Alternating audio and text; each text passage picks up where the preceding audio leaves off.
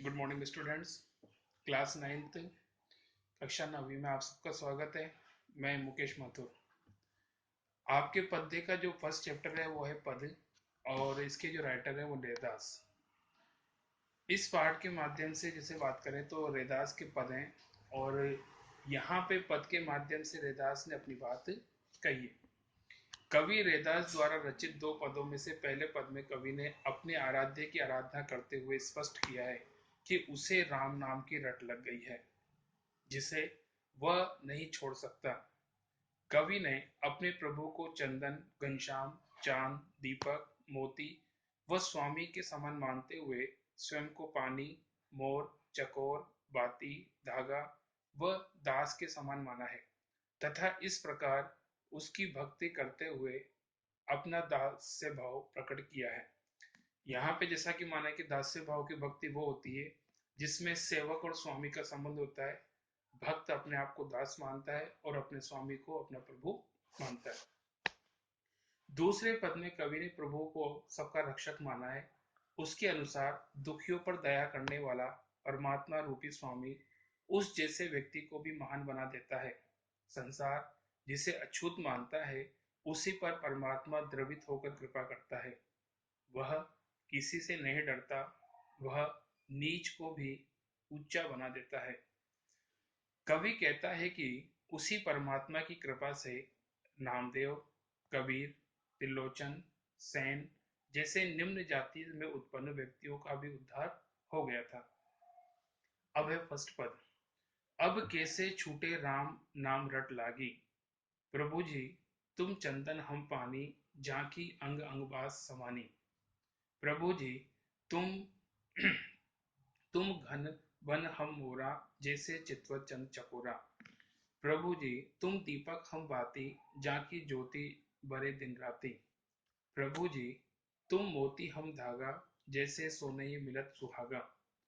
प्रभु जी तुम स्वामी हम दासा, ऐसी भक्ति करे रे दासा। कवि अपने इष्ट देव को स्मरण करते हुए उनसे भक्ति मांगते हैं। वे अपनी भक्ति के माध्यम से उन्हें पाना चाहते हैं।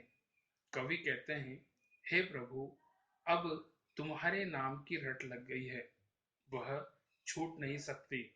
अब तो मैं तुम्हारा परम भक्त हो गया हूँ। तुम में और मुझ में वही संबंध स्थापित हो गया है जैसे चंदन और पानी में होता है। चंदन के संपर्क में रहने से पानी में उसकी सुगंध फैल जाती है, उसी प्रकार मेरे अंग अंग में तुम्हारी भक्ति की सुगंध समा गई है। हे प्रभु, तुम बादल हो और मेरा मन मोर। मैं तुम्हारी भक्ति की गड़गड़ाहट सुनते ही नृत्य करने लगता हूँ। जैसे चकोर चांद को एकटक निहारता रहता है, वैसे ही तुम्हारी भक्ति में मैं निरंतर लगा रहता हूँ। हे प्रभु, तुम दीपक की तरह हो और मैं उस बत्ती की तरह हूँ जो दिन रात भक्ति की आस में अपना अस्तित्व जलाती है। हे प्रभु, तुम मोती के समान हो और मैं धागा, अर्थात तुम मोती के समान उज्जवल, पवित्र और सुंदर हो और मैं उसमें पिरोया हुआ धागा हूँ। तुम्हारा और मेरा संबंध सोने और सुहागे के समान है।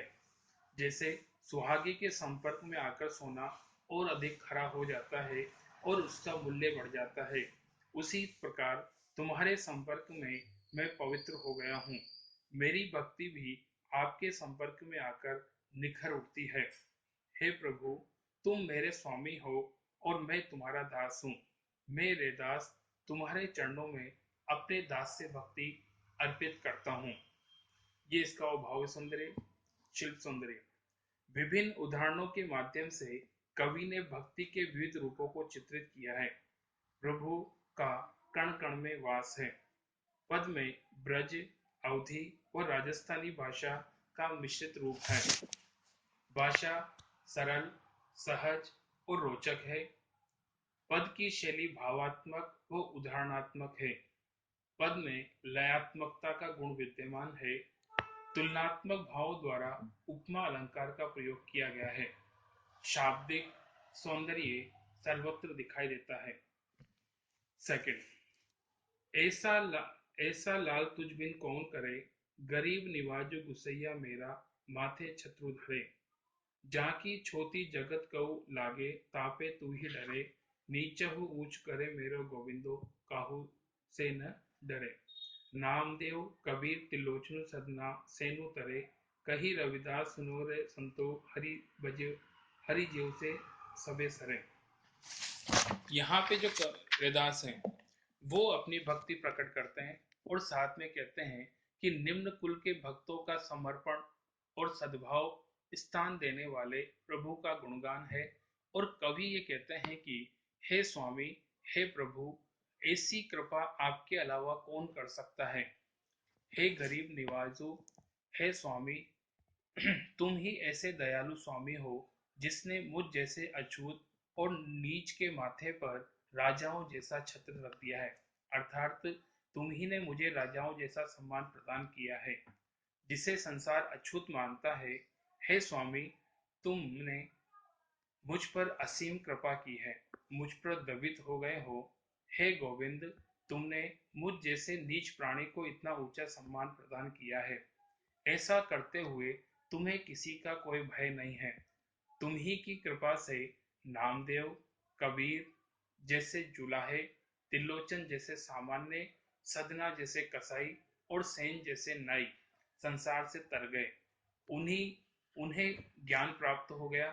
रैदास कहते हैं, हे संतों, सुनो, हरि जी सब कुछ करने में समर्थ हैं, वे सब कुछ कर सकते हैं।